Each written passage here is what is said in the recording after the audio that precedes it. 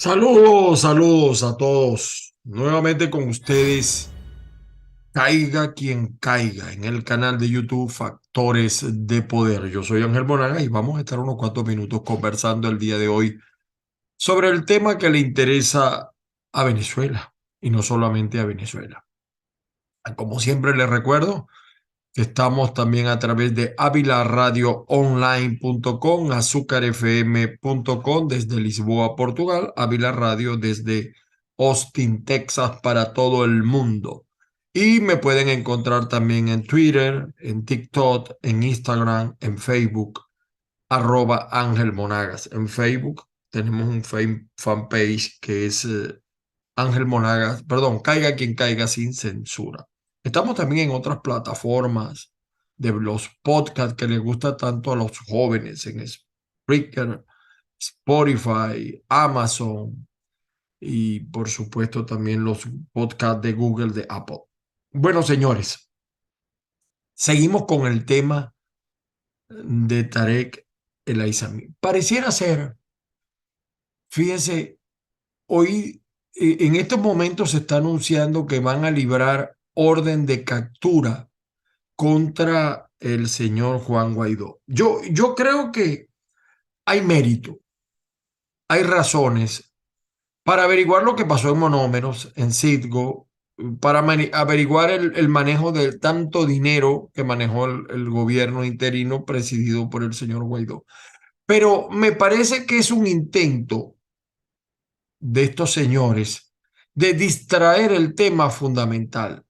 Todavía, señor Tarek William Saad, señor Nicolás Maduro, señor Diosdado, señor Jorge Rodríguez, no están todos los que son, ni son todos los que están. Todavía, o sea, si ustedes están empeñados en que la gente les crea que realmente a ustedes les preocupa el tema de la corrupción, para creer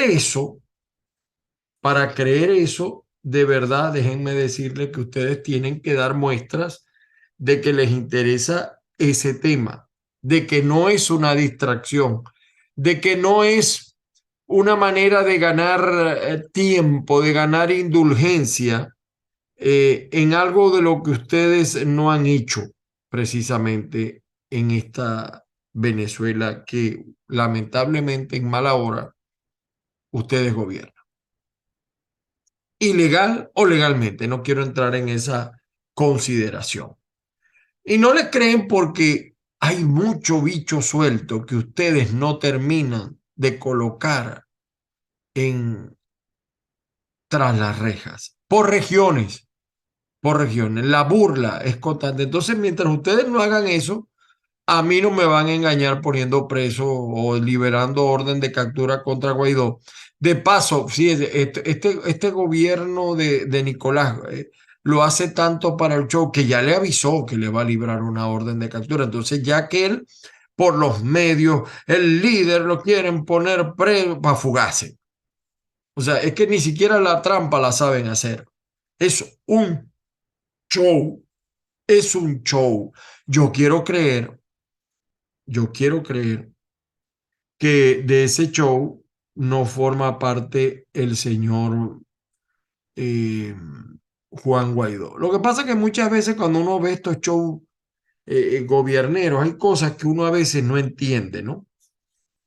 Porque a veces vemos candidatos que le dicen de todo a Nicolás y no los ponen presos o no las ponen presas. Y hay otros que medio habla y le ponen los ganchos. Entonces, esto es una cosa un poquito complicada. Ahora, fuentes cercanas, ustedes no tienen una idea de la gente con la que uno conversa del propio chavismo, que te sueltan pruebas. Lamentablemente, mostrar parte de esas pruebas compromete a estas personas.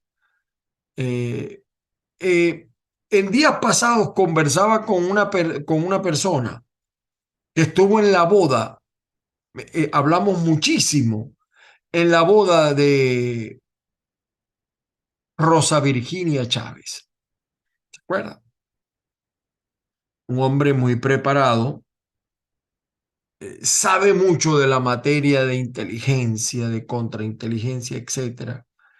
Y me estaba dando la razón cuando yo hablaba del tema de los cubanos, porque es que no se puede hablar de Venezuela sin tocar el tema de los cubanos y de Tarek el Aizami, por supuesto. Por ahí dicen algunos que Tarek el Aizami hasta los cubanos lo robó. Bueno, sí, porque es que los cubanos creen que ellos son los dueños de la plata en Venezuela y a lo mejor es que lo son, a lo mejor los equivocados somos nosotros, queridos amigos.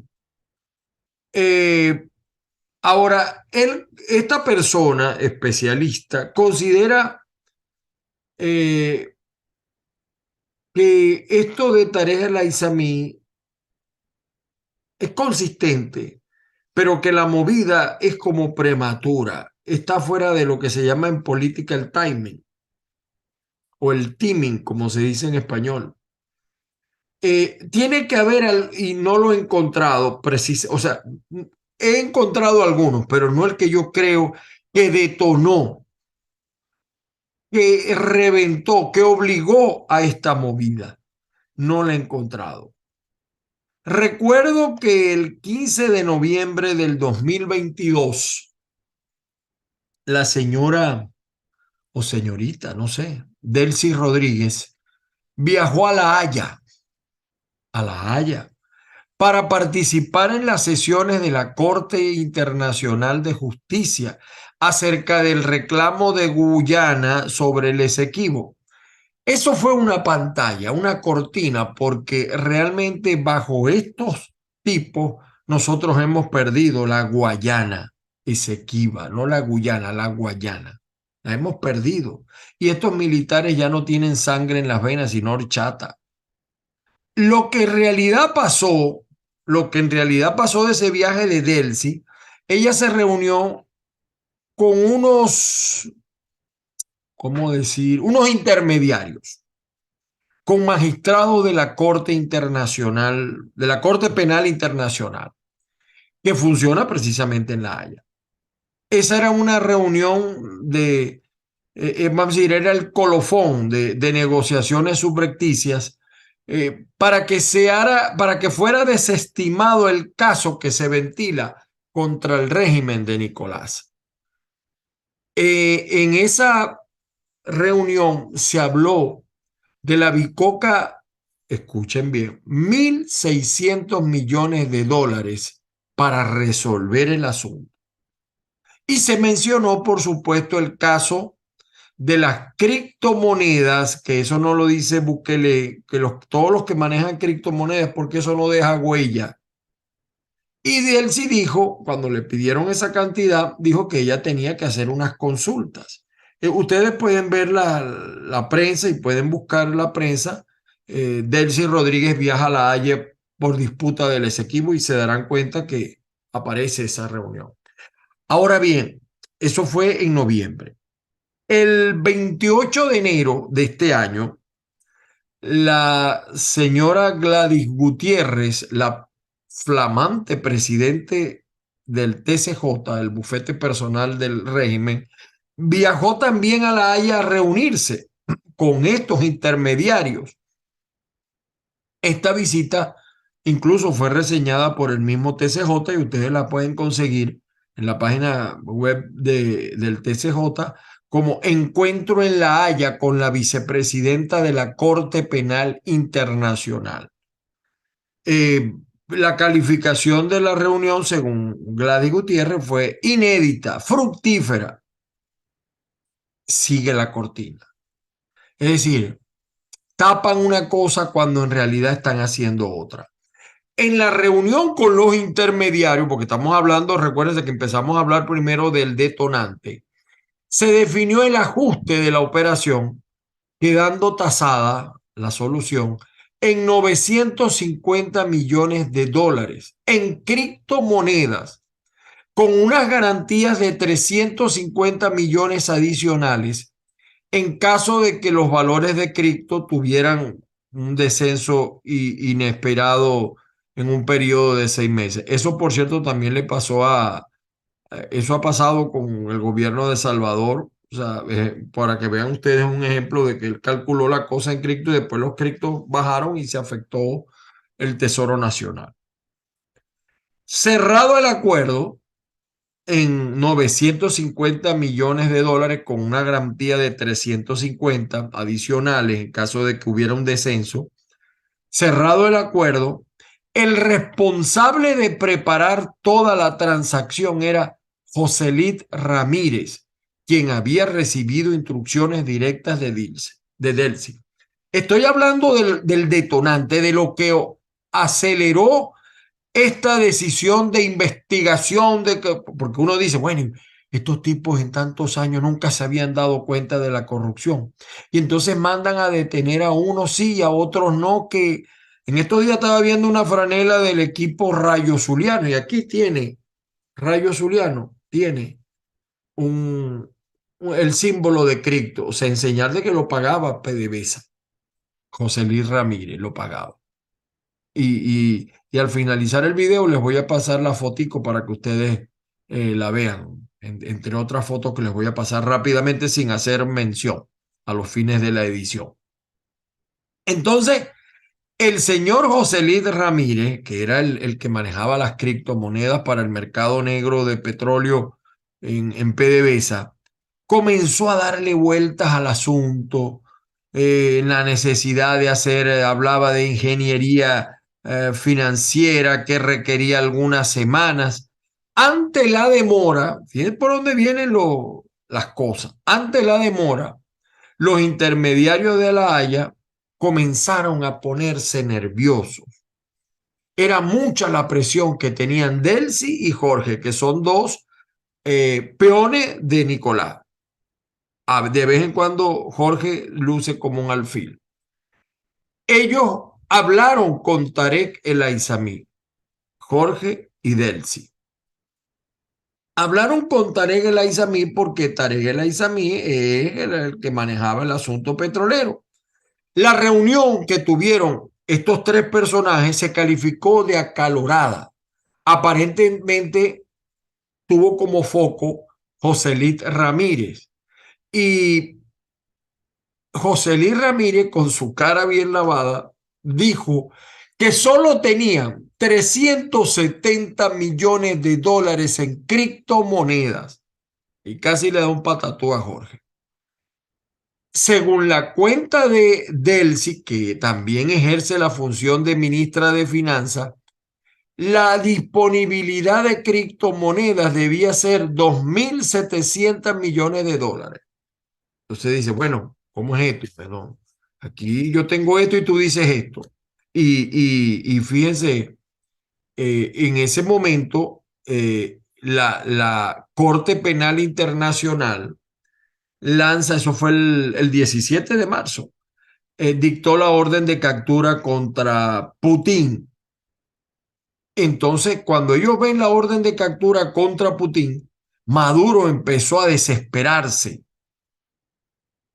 y dijo que ya él sabía el problema para completar el dinero de la operación y dio la orden pues de actuar sin contemplaciones. O sea, Maduro al ver que no disponía del dinero por X o por Z, se lo robaron, o sea, bueno, hay que hacer algo ante la opinión pública, porque si no, la Corte Penal Internacional que ya frigó a Putin viene por mí, con la diferencia que a Putin no lo van a poder poner preso porque, bueno, una potencia, etcétera, y está en guerra y está en otra situación.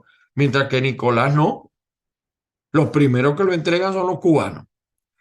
Ese mismo día, el 17 de marzo, ese mismo día, Joselit Ramírez, el hombre de la criptomoneda, sería detenido. Pero aquí no termina la historia, mis queridos amigos. Perdonen, hoy me voy a exceder un poquito en el tiempo. El dinero para completar los 950 millones de dólares no aparecía por ninguna parte. La tienda estaba cerrada. Entre los contactados para buscar los fondos estuvo el embajador de Colombia, el señor Benedetti. Se le ofreció, la desesperación de Nicolás se le ofreció, aunque después lo negó la corporación respectiva, se le ofreció la venta de monómero por la bagatela de 300 millones de dólares, porque Maduro está desesperado, tiene que completar el dinero de estos operadores. Yo no estoy metiendo aquí a los magistrados, son los tipos que hacen lobby con estos magistrados. Este funcionario rápidamente el, anunció esta negociación para el 22 de marzo. Gustavo Petro, que inicialmente no pensaba viajar a Venezuela, se apareció en el Palacio de Miraflores el 23 de marzo. Es el día de un barrio allá en Maracaibo fundado por Mirta Fonseca. Sin embargo, después de este viaje, el 24 de marzo, fíjense la cronología, Ecopetrol, que es la empresa colombiana de petróleo, publicó un comunicado, yo lo hice público en la página caigaquiencaiga.net y muchos medios, por supuesto, negó la compra de monómeros. Por cierto, que había alguna gente, no, que van a vender monómeros. No, Ecopetrol dijo que no. Sin embargo, después de ese viaje, estaba la cosa ahí, como decir, en ascuas. Algunos medios decían que sí lo van a vender. Todavía Guaidó dice que sí lo van a vender. No, lo quieren vender, pero la oferta de 300 millones era por la desesperación. Sin poder determinar si los intermediarios de la Haya, de los cuales no se sabe en verdad si tienen... o sea, estos intermediarios no pueden garantizar la decisión de la Corte Penal Internacional. Ellos están en capacidad de mantener la operación después de todas las filtraciones, pero lo cierto es que en medio de esas dudas, si pueden, no pueden, perdónenme la expresión, la rechera de Maduro y de Cilia fue de antología. Los que están en Miraflores saben de lo que le estoy hablando. El amigo que siempre me informa de la agenda en Miraflores sabe de lo que le estoy hablando. La operación se había preparado durante casi 2 años. O sea, yo agarré los cabos sueltos, pero es que resulta que tenían 2 años haciendo esto desde que se anunció la investigación de la Corte Penal Internacional. Incluso hablaron de regresar a un hombre que se mueve muy bien en esos predios consulares de embajadas y etcétera, como Calixto Ortega, y lo iban a traer desde La Haya porque recuerden que él es el embajador ante la Corte Penal Internacional. Eh, Tarek El Aissami revivió las movidas de Macle. ¿Se acuerdan de Macle? Eh, bueno, ahí hubo gente, por cierto, del Zulia metida y algunos mayameros que están muy tranquilos acá disfrutando la Dolce Vita, pero eso no es el quid del asunto y el tiempo apremia. Seguimos y me disculpan y me perdonan, pero no hay mucho tiempo para nosotros. Eh, este viaje, antes de que a Gladys, o esta situación, antes de que a Gladys la nombraran embajadora ante la Corte Penal Internacional, cargo que actualmente tiene Calixto, ustedes saben, fíjense el detalle, ¿no? Fíjense cómo Tarek fue tan inteligente, Tarek El Aissami, porque ahí el otro Tarek. Antes de que ¿cómo se llama? Antes de que Gladys, o sea, ahora está Calixto, ¿quién era la embajadora ante la Corte Penal Internacional antes de estos personajes? Agárrense de la silla. Haifa El Aissami Madá. Haifa El Aissami Madá. Hermana de Tarek El Aissami. Eh, es decir, nepotismo, pero no era simple nepotismo. esto raya prácticamente en la endogamia, perdón. La inteligencia de Tarek, por eso yo digo que no estamos hablando de un personaje cualquiera. Esta mujer estuvo allí desde el 2016. Y entonces, cuando nosotros vemos esta jugada de Tarek, nos damos cuenta de que no está tratando Nicolás, y yo creo que ya está convencido, con un pitoquito, con un simple alumno. No, no, él estaba muy bien asesorado de lo que iba a hacer y por qué lo iba a hacer. Y ciertamente este fue el detonante. Es decir, Maduro, ¿usted cree que a Maduro le preocupa la corrupción si los primeros corruptos son ellos? Nicolásito, Diosdado, todos ellos son, eso no se salva ninguno. Pero te metiste con la plata que nos iba a salvar de una situación y fíjense cómo ahora salió el fiscal que ha tardado tanto siendo tan evidente porque de alguna manera estos intermediarios, yo no sé si los miembros de la Corte Penal, pero estos intermediarios, estos son lobbies que cobran muchísimo dinero por hacer esos trabajos. Yo recuerdo mucho cuando la esposa de un líder político venezolano se reunió con Donald Trump. Ese lobby costó $1 millón, porque estos son lobistas, estos son empresas serias que trabajan en esos temas y cobran bastante. Eh, ¿Dónde está Tarek? Me preguntan acá algunos. Tranquilos, yo tengo que decirles la verdad, porque en este canal acostumbramos a decir la verdad. Tarek está en su casa, en Fuerte Tiuna, recluido. A dos casas de Tarek, ¿saben quién vive? A dos casas de Tarek, para que vean que sí estamos informados. Gladys, Gladys, la famosa Gladys, ¿sí? La magistrada.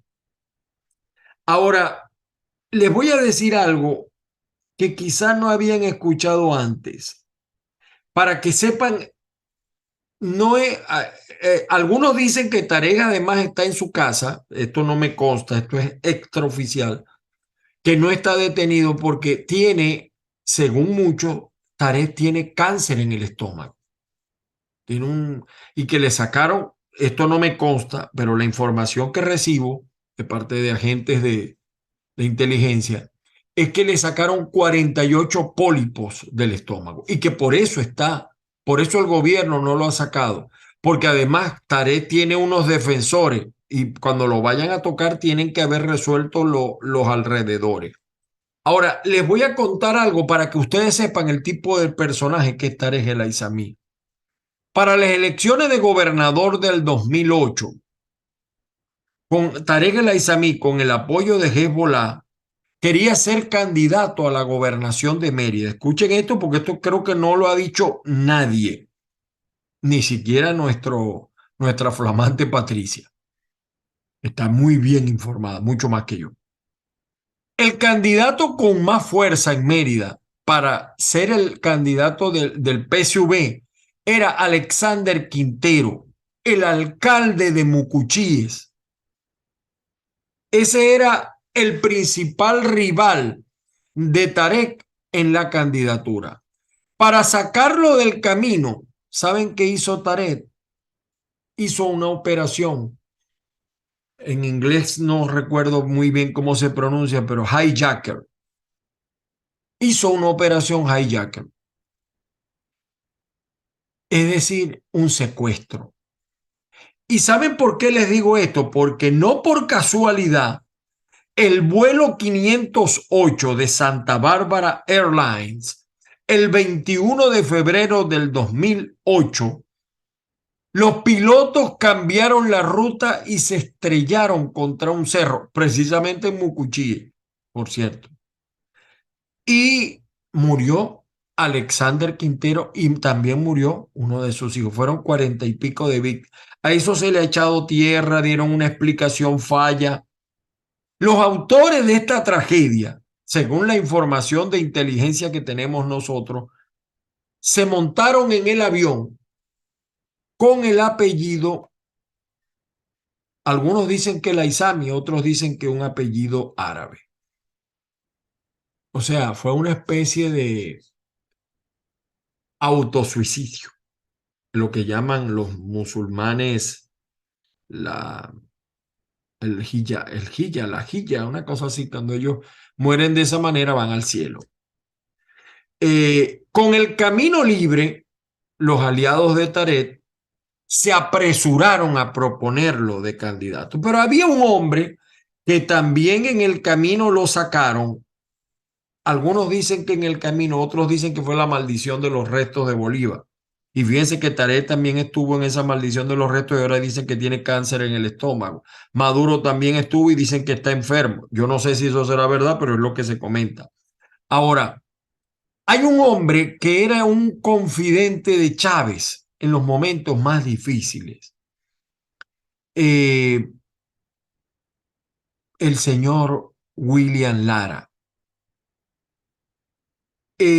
Él formaba parte de un círculo cerrado que incluso William Lara sospechaba que también estaba incluido él dentro de los que querían sacar del camino. Lo cierto es que después que William Lara se reúne con Chávez, y se reunió muchas veces, era confidente de Chávez, decidió colocar Chávez a Díaz Orellana de candidato en Mérida y se quedó el movimiento este extremo de los aliados de Tarek, los dejó locos, pero Chávez, inteligentemente, él decía que el enemigo hay que tenerlo de cerca.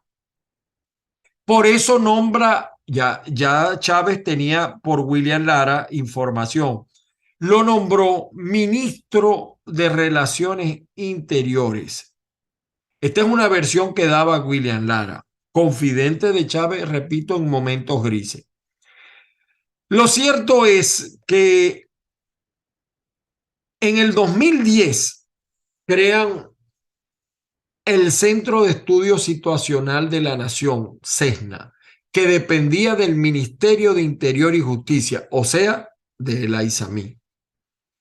Todo el equipo que contrató Tarek El Aizamí lo envió a hacer cursos en Bielorrusia, en Cuba, en Rusia, y un contingente de élite fue a Siria, donde el papá de Tarek ya tenía una experiencia y ya tenía un background allí. El CESNA, este Centro de Estudio Situacional de la Nación, fue lo que después se convirtió en el CESPA en el 2013. Y William Lara, que era el que le guardaba las confidencias a Chávez, curiosamente falleció en un accidente cuando el chofer perdió el control y cayó al río. El chofer se salvó, pero William Lara no. Todo esto después, años después lo veremos en película y dirán, mira, Monagas tenía razón, porque es que así opera el comunismo. Lo hemos visto en otros países comunistas o de regímenes que dicen ser comunistas y que son otra cosa. El mayor secreto, lo cierto fue que se lo llevó William Lara a la tumba. Eh, pero fíjense, esta otra cosa que ustedes no sabían. El mayor secreto que se llevó William Lara a la tumba fue la razón por la cual, en contra de la Constitución, juramentó a Diosdado como presidente, justo cuando los comandos estaban camino a Lorchila. Estoy hablando del 2002. Fíjense cómo van ocurriendo las cosas en este sistema. Debido a esta situación, el TCJ tuvo que determinar que había un vacío de poder entre el 11 y el 13 de abril. 11 y 13 de abril. Fíjense, esa fue la famosa sentencia del TCJ que todos quedamos locos. Porque si el TCJ determinaba que hubo un golpe de Estado, Diosdado habría sido involucrado. Porque él fue juramentado por William Lara. Y hay un general zuliano, Montilla Pantoja, que fue el que apresó a Carmona, fue el que puso preso a Carmona Estanga. Escucha esto también tú, Patricia. Lo que dijo ante la comisión investigadora de la Asamblea Nacional. Según él, cuando se iba a poner preso a Carmona Estanga, Rosendo le dijo que se aguantara, porque ya ellos habían empezado a reconocer a Diosdado como presidente interino. Por supuesto que Diosdado negará esto, porque él ahorita es más madurista que Cilia. Rosendo le dijo, aguántate, no lo pongas preso todavía, porque ya habíamos acordado reconocer a Diosdado como presidente interino juramentado por William Lara. Ante la negativa de escucharlo, Rosendo le puso en el teléfono al general borracho, a García Carneiro, el que murió producto de la rasca, quien también le dijo a este general Pantoja que se aguantara, que no diera la Montilla Pantoja, que no diera todavía el paso. Posteriormente, a Montilla Pantoja le cortaron los pies, como dice, y Chávez se creyó todas las calumnias, eh, porque si no, Montilla Pantoja hubiera sido el ministro de la defensa y no Vladimir. Pero bueno, así son las cosas en esta disque revolución. Incluso Fidel Castro, la momia, fue a visitar a Montilla Pantoja en la brigada de la Policía Militar en Fuerte Tiuna. Y ahí hay otra historia, pero no se las voy a contar hoy. Ahora, ¿cuál es el temor de acabar con el Aizamí? Sus aliados no tienen contemplación. Hasta el autosuicidio es un riesgo. ¿Han pensado en acabar con la vida del Aizamí? O hacer que él se tomó la decisión de acabar con su vida. ¿Y saben por qué es peligroso? Por eso yo les decía que les iba a decir dónde está y cómo está y por qué. Los aliados, los aliados de Tarek El Aizamí en todas estas cosas son los mismos que acabaron con la vida del fiscal en Paraguay. Son gente muy, muy peligrosa. Estas son algunas consideraciones de lo que pensaba William Lara, eh, y lamentablemente, pues fíjense todas las vueltas que ha dado Tarek para llegar a donde llegó.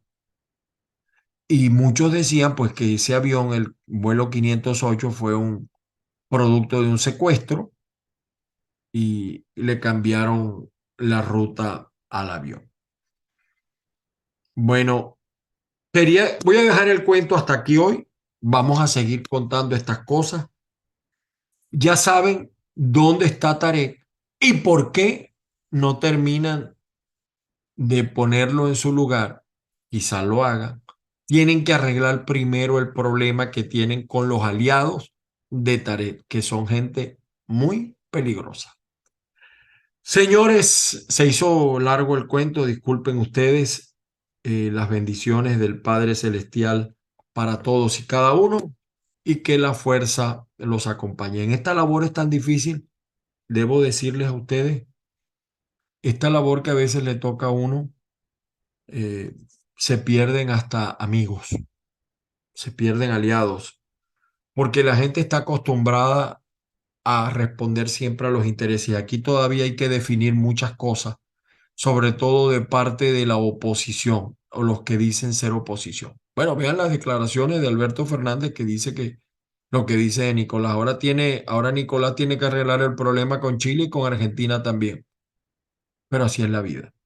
Nosotros tenemos un compromiso con la verdad, ni siquiera con el dinero, porque este programa, como ustedes observan, ya no tenemos ni publicidad, este programa, no el canal, producto de esos mismos intereses que hay alrededor, porque todo el mundo se está cuidando. La oposición, los que gobiernan también se están cuidando, porque tratan de llevar el barco a puerto seguro, pero es muy difícil con esta gente. Es muy difícil. Estamos también a las puertas de lo que pase con Donald Trump y todo va a tener, este escenario, todo se maneja en un solo plano. Feliz día para todos. Les voy a dejar la fotico que les prometí para que ustedes vean algunas cositas interesantes allí de cómo operaba la gente de criptomonedas de PDVSA y financiaba a algunos, pero Nicolás no tiene el Guáramo para poner preso a todos los que estaban con Tarek El Aizami. No tiene, no tiene. Tiene culillo, Nicolás. Ahí donde lo ven ustedes está cagado, porque él sabe que no lo puede tocar al tipo todavía, que para tocarlo y para tocar a todos tiene que estar muy seguro. Pero el pleito es por eso. El dinero que le iban a dar a los operadores se les cayó y lo demás para su información. De todas maneras, de todo lo que usted escuchó, usted hará el juicio. Las bendiciones del Padre Celestial y que la fuerza, mucha fuerza, los acompañe. Mi WhatsApp +1 561 379 5254. Visiten también caigaquiencaiga.net, nuestro portal. Y por supuesto, síganme en Twitter, en Facebook, en TikTok. Ahí estamos. Y saludos a todo el público de Factores de Poder, el canal de YouTube. Hasta una próxima oportunidad.